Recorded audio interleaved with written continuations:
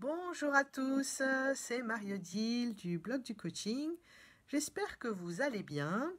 Alors aujourd'hui, j'avais envie de vous partager une petite réflexion que je me faisais ce matin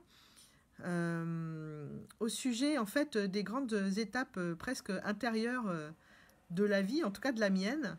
Et je me disais en fait que j'identifiais, alors peut-être qu'il y en a de plus et puis que j'ai pas encore vraiment élaboré sur le sujet, mais comme ça, à chaud, je me disais, mais en fait, il y a presque trois grandes étapes dans la vie. Il y a une première étape où on est persuadé qu'on n'a pas beaucoup de choix dans ce qu'on fait.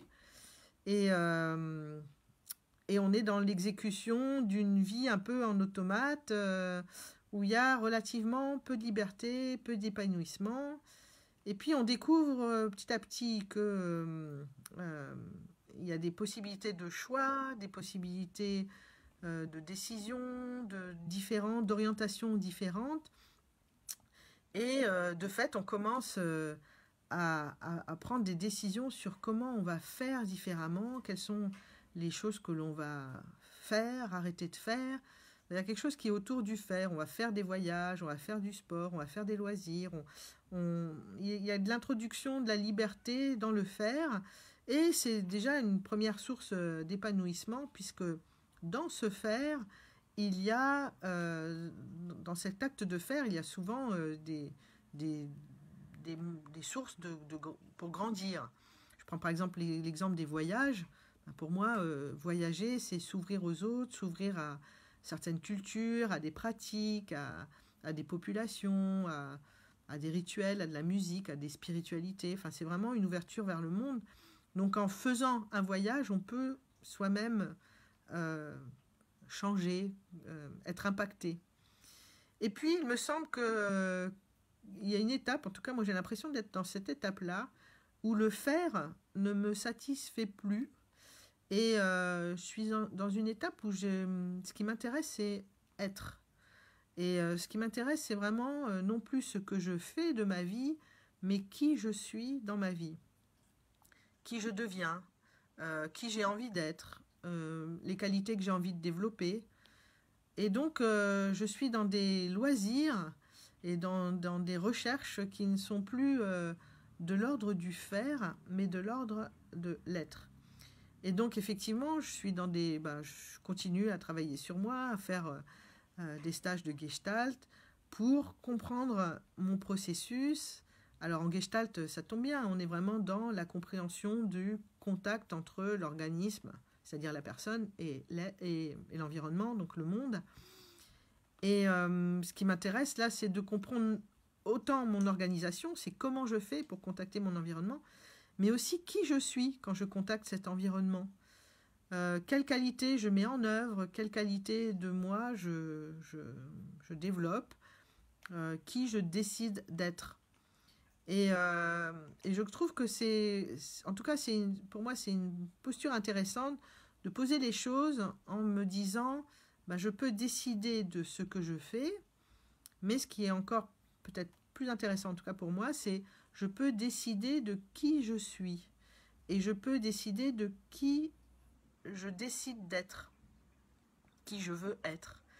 Et pour faire ça, en fait, la façon dont je m'y prends, c'est que je m'entoure de personnes qui ont les qualités que je désire développer en moi. Et donc, de la même manière que quand je faisais des choses, je m'entourais de personnes qui faisaient déjà ces choses-là. Par exemple, quand j'ai commencé à voyager, je me suis entourée de gens qui voyageaient déjà ou qui faisaient déjà de la musique, etc. Et puis là, j'ai l'impression que je suis à un stade de ma vie où je m'entoure de personnes qui ne sont plus dans le faire, mais qui sont dans l'être. Et c'est cette façon d'être au monde qui m'intéresse. C'est plus ce qu'elles font dans la vie ou de leur vie, mais qui elles sont et comment elles sont, comment elles développent ces qualités-là qui m'intéressent, puisque ça me renseigne sur comment moi je peux les développer. Donc voilà, du coup j'étais curieuse de savoir si ma petite distinction entre les trois étapes, la première où on se sent un peu la victime d'un système qu'on ne maîtrise pas, et qu'on subit plus qu'autre chose. Et puis la deuxième étape où on devient beaucoup plus acteur et on est beaucoup plus amène à décider de ce que l'on fait, de sa vie, de ses loisirs, de ses occupations professionnelles. Et puis la troisième étape où on est plus en train de décider de qui l'on veut être plutôt que ce que l'on veut faire. Voilà, alors ça m'intéresse de savoir ce que vous pensez déjà de cette distinction. Ça m'intéresse aussi de savoir où vous vous sentez dans ces trois étapes-là.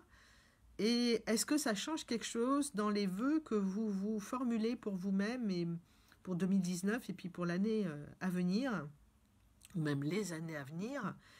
Est-ce que il y a dans vos vœux des vœux qui ne concernent que le faire, ou est-ce qu'il y a aussi des vœux qui concernent l'être?